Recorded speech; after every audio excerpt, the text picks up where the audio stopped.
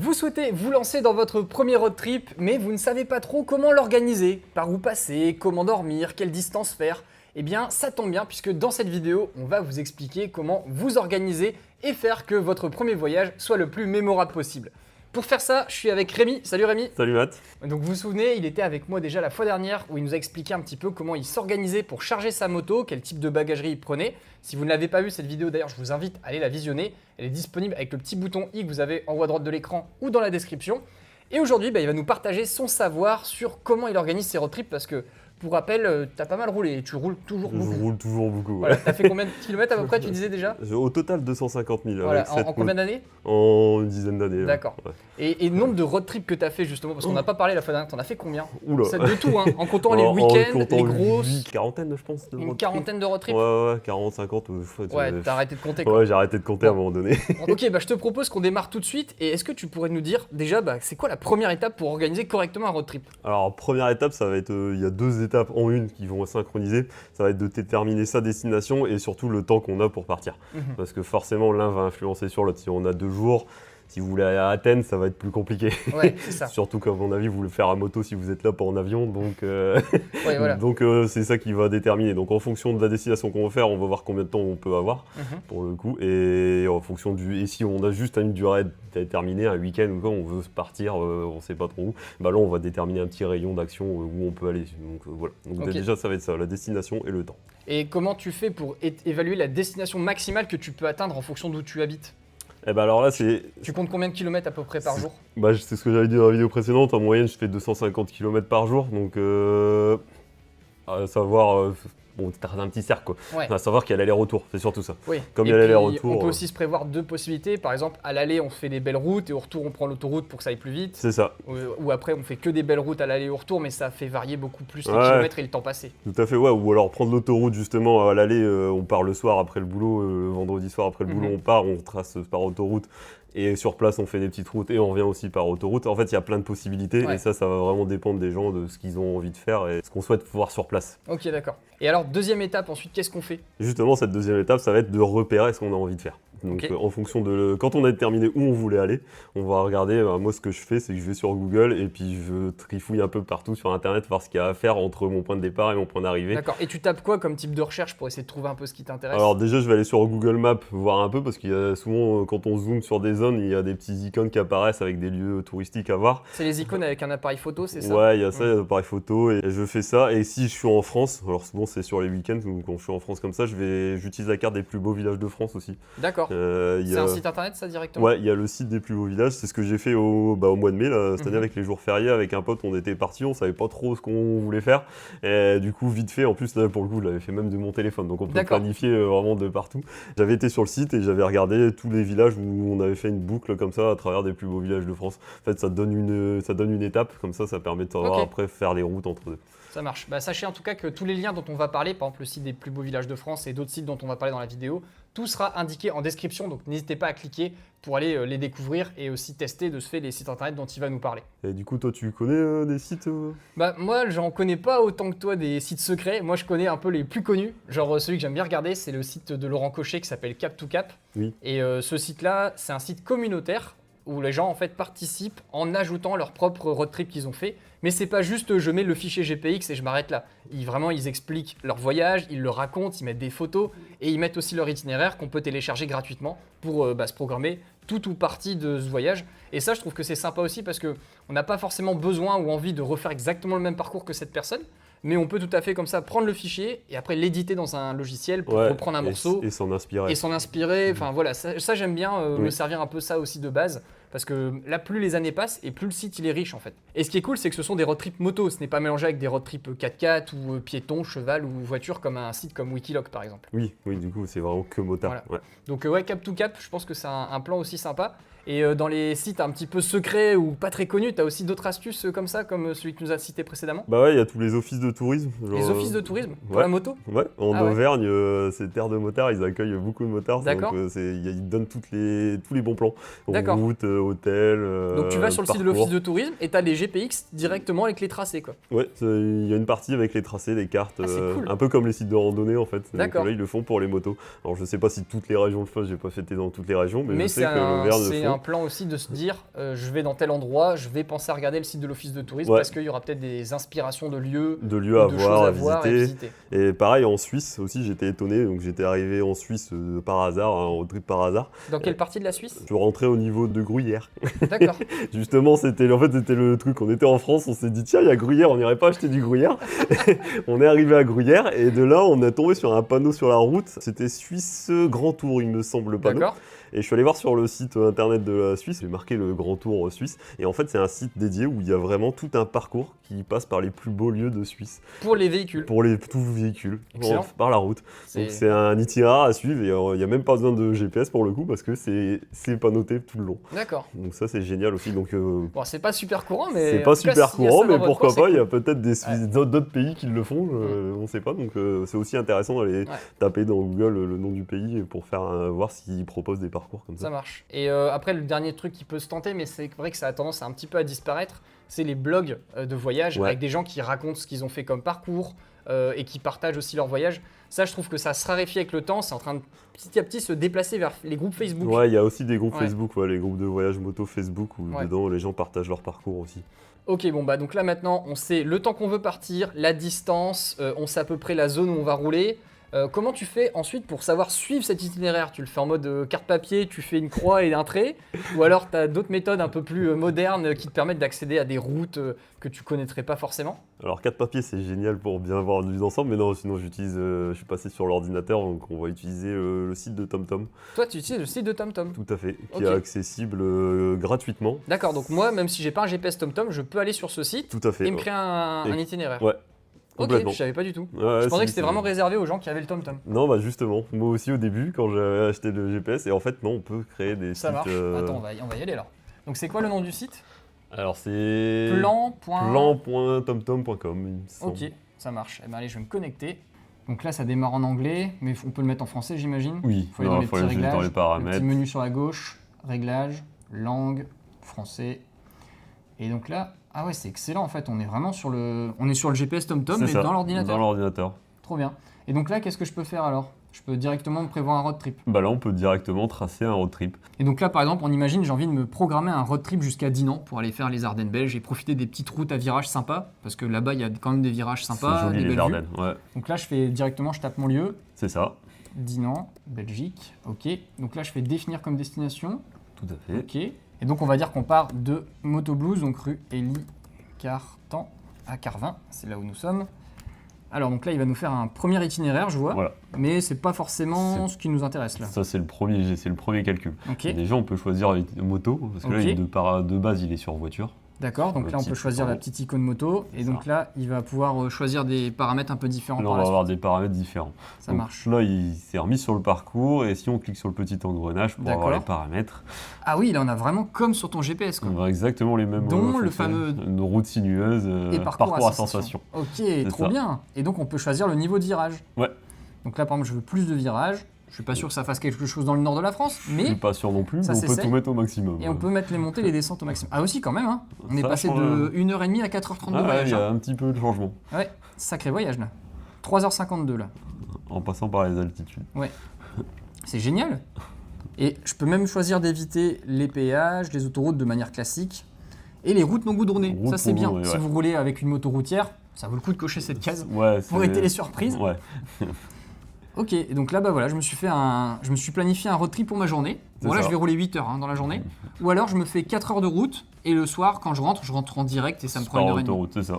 Ou, Ça peut être bien ça. ou si c'est sur 2 jours, Ah oui, on c'est vrai. réserve sur place, Sur on 2 dort jours, sur place et puis on repart le lendemain. Carrément, donc ça veut dire que sur le premier jour, je peux me faire ce trajet-là qui fait 3h50 et le deuxième jour, je passe par l'autre qui fait 4h04. Ouais. Et comme ça, ça me fait Et 2 après, ça- allers-retours. Ouais, franchement, c'est trop bien et puis c'est super simple d'accès. Ouais. Donc quand on est débutant et qu'on n'est pas trop à l'aise, ça peut déjà faire un parcours. Après, bon, bah, il y aura peut-être des bonnes et des mauvaises surprises hein, au niveau de la qualité Ouais, du trajet. du trajet sur les routes empruntées, il y aura peut-être là comme c'est tracé en gros. Moi, ce que je fais après, c'est que je rentre dans le détail et D'accord. souvent je Tu zoomes un peu dans la carte et je tu zoome regardes. et des fois je vais sur Google Maps pour avoir le Street View pour voir Ah à peu oui. près la route quand il passe par une ville ou voir ça, si je peux éviter, trouver une route juste qui contourne la ville parce qu'il n'y a pas d'intérêt dans cette ville. Donc le Street View peut aider aussi. D'accord. Et d'ailleurs, je vois qu'on peut changer les vues, on peut mettre une vue satellite si on veut. Pour voir un peu, un petit peu comment ça va. Le terrain aussi, on passe au milieu de forêt ou de champs ou justement de ville. Oui, donc là, si on regarde en zoomant, on voit que c'est vraiment un tracé campagnard, on n'aura pas un tracé au milieu de la ville. C'est ça, ouais. Et de la circulation, donc ça peut être agréable. Là, je pense qu'on s'est prévu un road trip simple, efficace, bien cool pour un week-end en tout cas. Et puis la ville de Dinan est très jolie à visiter, donc je vous invite à aller la voir si vous habitez dans ce coin ou que vous avez envie d'aller voir un jour. Je vois qu'il y a d'autres petites choses sur les paramètres d'options de carte sur le côté. Tu as des bons plans ou des astuces à nous partager là-dessus? Alors justement, sur TomTom, ce qui est très bien, c'est qu'on peut afficher les parcours panoramiques. D'accord. C'est les parcours jolis en fait, esthétiquement. C'est ça, c'est les routes avec des vues sympathiques. D'accord. Donc c'est en bas à droite là sur la zone. C'est ça. Il faut descendre en fait dans les paramètres. En glissant. Okay. Donc segment panoramique, si je coche, ça met plein de petits traits verts. Et ces routes-là sont des routes réputées pour être jolies, c'est ça. Ok. Donc après, toi t'en as déjà testé. C'est discutable, on va dire. Ouais, en fonction des régions, certaines qui sont plus ou moins jolies, potentiellement on peut trouver d'autres routes plus sympas en cherchant par nous-mêmes. Comme je disais, avec Street View et tout ça, on peut réussir à trouver. Ça demande un peu plus de recherche. Mais ces routes-là sont déjà pas mal quand on trace comme ça, quand on veut être rapide pour tracer parce qu'on n'a pas beaucoup de temps. C'est une bonne option. D'accord, ouais, je vois là, je viens de cliquer dessus, ça m'a lancé en fait la petite route directement, et puis j'ai des petites photos sur le côté. Ouais. Donc c'est vrai que c'est pas mal, ça peut aussi donner des idées de parcours. Bon après, ça a l'air assez court selon les secteurs. Ouais. Dans le sud de la France, c'est plus riche, tu me disais peut-être? C'est ça, plus on descend vers le sud de la France, plus il y a de routes panoramiques. Tiens, on va dézoomer pour s'en rendre compte. Voilà. Ah oui, plus on descend, plus c'est vert. Ah oui, il avait beaucoup plus de vert là sur la partie sud de la France, il n'y a pas photo. Malheureusement, dans le nord, on n'est pas trop bien servi pour ce côté-là. On a moins de choses. Ah oui, sacrée différence, hein, c'est clair.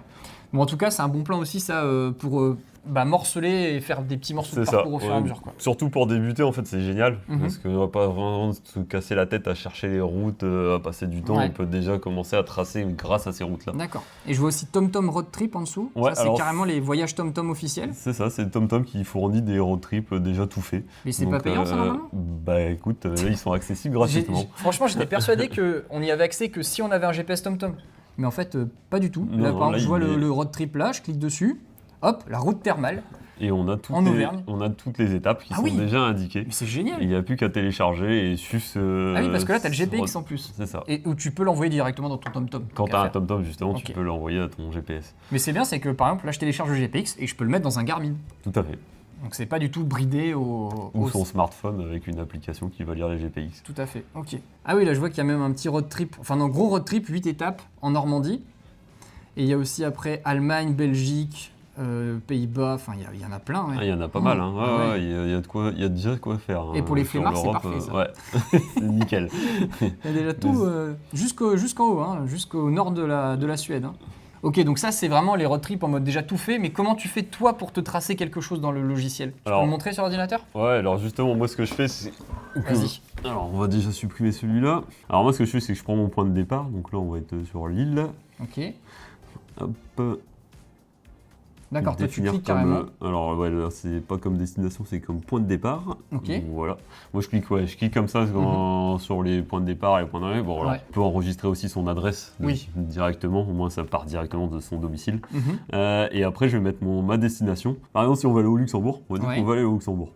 Parce que c'est sympa aussi pour ceux qui n'ont jamais fait le Luxembourg. Il y a des belles routes. Il y a des belles routes et puis ça se fait très rapidement. Sur une journée on a fait le tour, c'est petit le Luxembourg. Du coup on va dire qu'on va aller au Luxembourg. Donc là je mets un point au hasard sur le Luxembourg. C'est déjà pour faire un premier jet de tracé. Et avec ce que je disais avant, le repérage qu'on a fait sur les différents sites ou Google, en fait moi je fais sur Google Maps, je mets des points.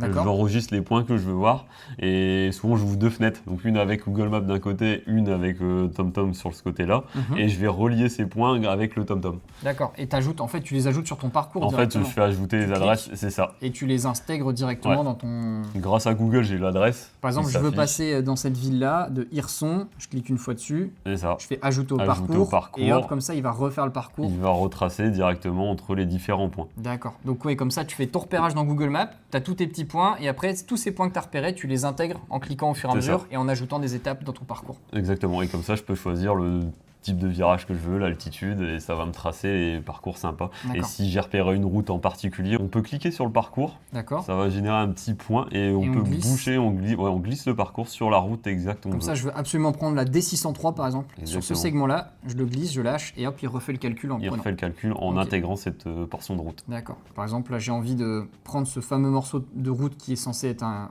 parcours panoramique. Je le glisse dessus Voilà. et là, hop, Et je là, le prends. il recalcule le Et il parcours recalcule. en prenant ce parcours-là. Ouais, c'est facile. Hein. Ouais, c'est Franchement, c'est vraiment simple. facile à utiliser. Donc à la fin, une fois que tout est fait, tu peux les enregistrer dans ton compte TomTom gratuit, C'est c'est ça. vu. Si vous avez déjà un TomTom, vous pouvez l'enregistrer directement via votre compte et ça va synchroniser avec le GPS. Mhm. Alors, il faut que le GPS soit synchronisé sur le Wi-Fi de votre domicile en Ouais. fait, pour que ça synchronise. D'accord. Ou via partage de connexion avec son smartphone, hein, ça marche Mhm. aussi. Ok. Donc ça va synchroniser. Comme ça, après, vous avez accès dans vos parcours directement sur le TomTom. Mhm. Et vous pouvez aussi l'enregistrer au format GPX. Et je peux moi aussi, même si j'ai pas un TomTom, me créer un compte gratuit, comme ça sauvegarde mes road trips pour les travailler au fur et à mesure. Oui. Parce que comme ça, Ouais. je peux fermer mon ordinateur, fermer la fenêtre, revenir dessus plus tard, dessus et le remodifier c'est grâce ça. à ça. Ok. Tout à fait. Et il y a la fonction donc d'export en GPX à la fin. Donc là, par exemple, moi, si je fais enregistrer le parcours parce que je me suis créé un compte TomTom, je donne le nom du parcours, je me connecte à la plateforme et donc là, hop, il s'enregistre avec tous les anciens itinéraires et je peux choisir de le synchroniser C'est dans le ça, GPS voilà. comme tu as dit, si le GPS est connecté à un réseau Wi-Fi. Donc là, je vais mettre non parce que je n'ai pas besoin. Et là, donc j'ai les options GPX pour l'exporter directement. Directement, ouais. Ok. Je peux le remodifier et je peux le partager à des gens aussi si j'ai envie pour qu'ils puissent voir un petit peu Le parcours. le voyage qu'on va faire c'est ensemble. ça. Et par contre, on va le préciser, mais c'est pas obligatoire de se créer un compte TomTom pour télécharger le GPX. Non. Dans ce cas-là, Ouais. là, une fois que vous avez fait l'itinéraire, on clique sur GPX Et et, ça hop, le télécharge ça directement. télécharge sur l'ordinateur, Ouais. sans rien faire, sans avoir besoin de compte particulier. Ok, dernière question. Là, par exemple, on s'est fait un méga boucle qui va sûrement pas prendre une journée à faire, à moins d'être très motivé pour faire Ouais. 14h50 de route non-stop. Qu'est-ce que tu préfères faire, toi? Est-ce que tu fais 3 fichiers ou 2 fichiers pour se dire j'ai un fichier par jour de voyage, ou tu fais une boucle complète et tu t'arrêtes quand tu veux? C'est quoi ta préférence? Alors justement, ça va dépendre. Je vais faire les deux. Quand je vais partir sur un mois, vraiment en gros road trip, je vais faire jour par jour. Donc je vais faire plusieurs petits fichiers, plusieurs étapes pour être sûr de pouvoir suivre au quotidien la trace. Et quand c'est des week-ends ou que c'est week-end improvisé, que j'ai pas vraiment planifié de trucs, je vais faire une boucle complète. D'accord. Et là, je vais suivre la boucle et le soir, je m'arrête. Et puis le lendemain, je repars sur le même tracé en fait. Ok. Ce qui permet de s'arrêter quand on a envie. Ouais, Exactement. tu vois s'il y a un hôtel de disponible, C'est ça, tu ouais. poses, et puis même si tu n'arrives pas jusqu'au bout de la boucle, au bout d'un moment, tu t'arrêtes, tu reprends C'est la ça. route normale, Exactement. ouais. et puis c'est reparti, tu rentres chez toi pour être au travail lundi. C'est ça, voilà, Ok. tout à fait. Et du coup, toi, tu connais un site pour éditer des parcours? Alors moi, c'est beaucoup plus en mode facilité totale, c'est-à-dire que je prends quelque chose d'existant et je le mets dans mon téléphone. Et tu- Je crée pas en fait. Et pour ça, il y a le site dont on a parlé tout à l'heure qui est Cap2Cap, que j'aime bien. Pour vous y rendre, c'est facile, vous allez sur roadtrip.cap2cap.fr et ensuite vous pouvez zoomer sur les différents pays parce que là, pour le coup, c'est assez international, il y a des gens qui voyagent un peu partout. Mais on va dire quand même que la plupart des traces qui sont proposées de voyage, c'est sur la France et les alentours. Vous avez ensuite un champ de recherche sur le côté où on peut taper directement le nom de la région qui nous intéresse. Et il y a 3 possibilités. Il y a les traces de Laurent Cochet qui met à disposition. Il y a les traces proposées par la communauté et les traces même de voyagistes, parce qu'il y a des voyagistes moto qui proposent leurs propres traces. Et donc il y a un petit filtre, il suffit de cliquer pour afficher ce qui nous intéresse. Bon là par exemple, si on regarde les voyages de Laurent Cochet, c'est un autre niveau, quoi. On se parle du Pérou, de l'Islande, du Nigeria, du Paris-Dakar. Les traces de voyagistes, c'est pareil, c'est plutôt Maroc. Par contre, sur vos traces, c'est là où il y a des choses intéressantes, je trouve, comme par exemple des petites balades en Luberon. Et à chaque fois, on voit la distance. Il y en a même qui s'amusent à noter la beauté des paysages et on a aussi le tarif que ça peut coûter. Donc c'est pas mal, je trouve qu'il y a plein de voyages cool. Là, je vois par exemple la boucle des 3 châteaux à Fontainebleau. Si je clique dessus, ça s'affiche, je peux aller voir la fiche de voyage. Et donc là, on a les photos et c'est expliqué donc par celui qui l'a créé, qui s'appelle Pat Patoche. Et comme ça, on peut avoir toutes les explications sur la personne qui l'a créé, pourquoi il veut y aller, les spots à ne pas manquer, et ce qui est bon à savoir, et le road trip en lui-même surtout. Et à chaque fois, ce qui est sympa, c'est que vous voyez, on a la trace GPS de chaque jour, de chaque partie, entre les châteaux. Bon là, pour le coup, c'est tout petit, on se parle de 50, 30 km. C'est des petits parcours. Mais on va dire que déjà, si vous voulez tester un petit peu avec votre smartphone ou votre GPS pour voir comment ça fonctionne, ça peut être une bonne base. Et j'aime bien ce site, je trouve qu'il y a de plus en plus de choses. Moi malheureusement je poste pas grand chose parce que je suis pas un grand créateur de voyage, mais je suis content en tout cas de pouvoir en découvrir grâce à ça. Et après, l'autre site sinon que j'aime bien, qui est peut-être moins connu, c'est le site de Kalimoto, donc l'appli dont tu avais parlé. J'avais parlé la dernière Voilà, fois, ouais. pour la navigation qui permet d'accéder à des trajets sur routes sinueuses comme TomTom. C'est ça. Ils ont une section sur leur site internet qui s'appelle Itinéraire et dans laquelle on peut taper où est-ce qu'on va. Et donc on met la zone qui nous intéresse. Là en l'occurrence, j'ai mis la position actuelle pour qu'il nous programme les road trips autour du nord de la France. Et il nous filtre automatiquement tous les road trips qu'il a, lui, stockés dans sa base de données. Donc là, par exemple, j'ai une balade de 300 km qui a été créée par des motards et qui a été en fait mise sur la plateforme. C'est aussi un espace participatif. Et comme ça, on a plein de road trips plus ou moins grands, de 100 à 600 km. Et là, pareil, il suffit en fait de cliquer dessus. Il y a ce qu'on appelle le calimètre qui apparaît. Ça permet en fait d'indiquer le nombre de virages sympas dans la zone. Donc 73. Après, à voir si c'est vraiment du gros virage ou pas. Mais en tout cas, c'est noté. Qui compte comme virage. Voilà. Et à chaque fois, la personne, elle peut mettre ses photos, noter un petit peu l'état des routes, si c'était sympa, etc. Le dénivelé. Et à la fin, je peux faire soit exporter le fichier ou le planifier. Et si je fais planifier, ça l'ajoute en fait dans notre compte Kalimoto, si on l'a. Et donc là, on voit tout le tracé qui se fait. Donc c'est sympa, on peut le sauvegarder, le modifier. Donc je trouve ça assez pratique. Et sinon, on peut directement l'exporter en fait avec la fonction exportation de fichiers. Et là, on choisit GPX, KML ou ITN. Et nous, on prend le GPX pour avoir le format le plus simple en termes d'importation dans le GPS ou le smartphone. Ouais. Et si par contre, tu vois, j'aime bien le tracé, mais que j'ai envie de modifier un petit morceau, et ben là, dans ce cas-là, j'utilise un logiciel qui s'appelle gpx.studio, qui est vraiment super bien. C'est un logiciel qui est gratuit, qui se fait en ligne et qui fonctionne simplement par donation. Donc si vous aimez bien, n'hésitez pas à faire un petit don pour le développeur parce qu'il fait ça très très bien. Et donc le site, c'est gpx.studio. Et dans ce site, ce qui est bien, c'est que donc on peut charger son GPX. Donc c'est ce que je vais faire. On va charger le GPX qu'on vient de télécharger. Du coup, okay. Donc on va le prendre directement dans l'ordinateur. Voilà. Je l'ouvre. Et donc voilà, il apparaît ici directement. Donc ça, c'est sympa. On peut même avoir donc les informations sur le dénivelé, la distance, ce genre de choses. Mais surtout, ce qui est intéressant, c'est qu'on peut éditer le fichier avec le petit crayon qui est sur la gauche. Et grâce à ça, je vais pouvoir comme ça supprimer des morceaux de la trace si par exemple il y a des points qui ne m'intéressent pas. Ouais, c'est intéressant. Voilà. Et donc tu peux modifier comme ça le fichier en le déplacement, exactement comme sur TomTom. Comme sur le TomTom, ouais. Et donc tu vois, si je veux supprimer une partie de la trace parce que la partie sud ne m'intéresse pas, je prends le petit outil avec le carré sur la gauche et je viens donc sélectionner la zone en question qui ne m'intéresse pas, donc cette zone. Je viens cocher que je veux supprimer les points et les waypoints, donc les points de passage, et je veux supprimer tout ce qui est dans la sélection. Et je fais procéder. Et là, hop, ça l'a effacé. Et donc, ça m'a fait une ligne droite jusqu'au point suivant. Là, après, il faut tracer par champ. Voilà. Et après, on peut retracer en fait directement en ajoutant des points. Enfin, bref, on peut. Je vais pas rentrer dans le détail du logiciel. Non, mais ça peut être vachement intéressant si le point de départ n'est pas le même que celui de personne qui a mis le tracé. Voilà. Et clairement, ça, c'est un logiciel déjà où on est sur un niveau avancé. Il faut parler anglais aussi parce que c'est en anglais le logiciel. Mais je pense que c'est un outil qui mérite d'être connu, surtout si vous voulez commencer à modifier vos fichiers, aller un petit peu plus loin dans le niveau justement de personnalisation de vos road trips. Et au-delà de l'aspect de se créer sa trace dans TomTom ou alors trouver une trace sur un site internet et la lire dans un logiciel adapté, tu connais aussi peut-être des choses sur Google parce que c'est vrai que c'est quand même hyper connu ou Google Maps. Bah donc, ouais. c'est quoi ta méthode pour faire ça ? Dans Google Maps, on peut se créer aussi des itinéraires. D'accord. Et les enregistrer pour les suivre après. Et des trucs un peu plus sympas parce que sinon par défaut à chaque fois il nous fait prendre l'autoroute et c'est pas très drôle. Justement, dans les options, il faut désactiver autoroute, route à péage. Tu peux nous montrer justement ? Ouais, bah justement, on va remettre Dinan. Ouais, voilà, retournons à Dinan. Hop, Belgique. Hop, à Dinan en Belgique. Tu fais itinéraire. Ouais, parce que là, par défaut, il va nous mettre l'itinéraire pas drôle. Non, là, il va nous faire prendre l'autoroute. Le plus rapide par autoroute. Du coup, il suffit d'aller dans les options. Et là, on va éviter les autoroutes et les sections à péage. Alors normalement, juste autoroute, ça suffit. Mais il y a certains pays où il y a des routes qui sont payantes, qui sont hors autoroute. Donc il vaut mieux décocher. Ah oui, d'accord, il n'y a pas que en France où il y a les péages sur autoroute, il y a aussi des péages sur des routes normales. Ouais, en Autriche, il y a une route et un col de montagne qui est payant. Ok, donc, intéressant à savoir. Ouais, c'est à savoir parce que quand on arrive devant, soit on fait demi-tour, soit on paye. Soit on paye. Et donc là, même principe, je vois, on a les petits points, donc on peut aussi déplacer la carte. C'est ça, tout à fait. Là, on peut carrément. Si tu zoomes un petit peu, tu peux nous montrer ? On peut zoomer sur la carte et on a les petits points qu'on peut cliquer et déplacer. Si on veut passer ailleurs, hop, on peut choisir aussi. D'accord.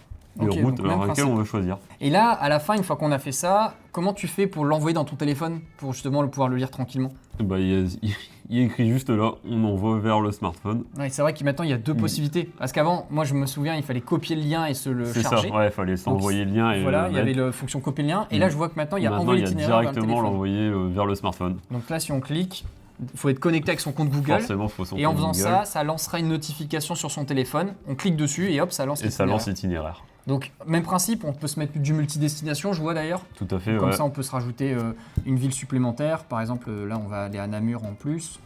Et on peut se faire le même principe de boucle en fait que sur TomTom. Tout à fait. Là, on peut lancer une boucle complète et après s'arrêter quand on a envie sur la boucle. D'accord. Mais l'avantage quand même du TomTom, c'est que tu as cette fonction route sinueuse et C'est ça, il y a vraiment dénivelé. Voilà, c'est qui ça. est sympa pour le C'est sud, le gros avantage sur ça. Donc c'est vrai que si vous pouvez et que vous avez la possibilité de lire facilement donc des fichiers GPX parce que vous avez l'appli sur le téléphone ou le GPS, on vous conseille plutôt TomTom parce que Tout vous à aurez fait. plus de routes à sensation. Et si par contre vous avez vraiment que votre smartphone et que vous n'êtes pas trop à l'aise avec les GPX, et bien dans ce cas-là, lancez-vous avec Google Maps, ça ira très très bien. Exactement. C'est même hyper bien pour commencer. Carrément. Voilà, bah écoute, là je pense qu'on a tout ce qu'il faut pour faire son road trip là. Je pense on qu'on sait a- comment s'organiser. On repérait des lieux, on peut tracer, on s'est enregistré dans son GPS. Donc après, il ne Voilà. reste plus qu'à mettre le GPS sur la moto et y aller. Hein. C'est ça. Et puis bah, pour ceux qui voudraient savoir comment on met un GPX dans un smartphone, j'ai fait une vidéo sur ma chaîne YouTube concernant un logiciel qui s'appelle Osmand et dans lequel on peut charger ses fichiers GPX. Comme ça, ça fonctionne directement. Et donc vous pourrez comme ça lire votre trace sur votre smartphone assez facilement et de manière gratuite puisque c'est un logiciel qui existe en version gratuite et il y a des versions payantes, mais vous pouvez déjà démarrer avec ça. Et si par contre vous le lisez dans Google Maps, et bien dans ce cas-là, c'est assez facile, ça lancera votre logiciel Google Maps directement sur votre téléphone.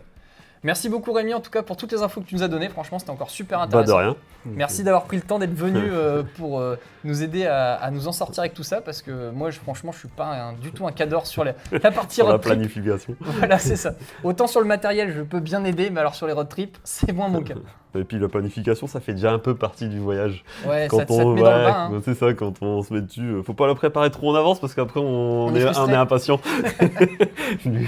Mais ouais, ça fait partie. Et puis surtout une fois qu'on arrive sur les routes qu'on a repérées avec Google Maps, c'est génial de voir. Ah mais ça je l'ai vu en Street View, je me souviens, Ah ouais. j'étais passé là. Tu vois en réalité ce que tu as vu en réalité, virtuel. et tu dis, ah, c'est encore mieux. C'est encore mieux.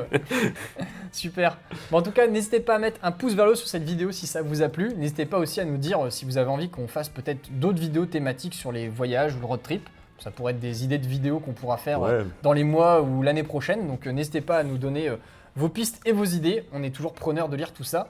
Pensez aussi à vous abonner à la chaîne YouTube de Motoblues.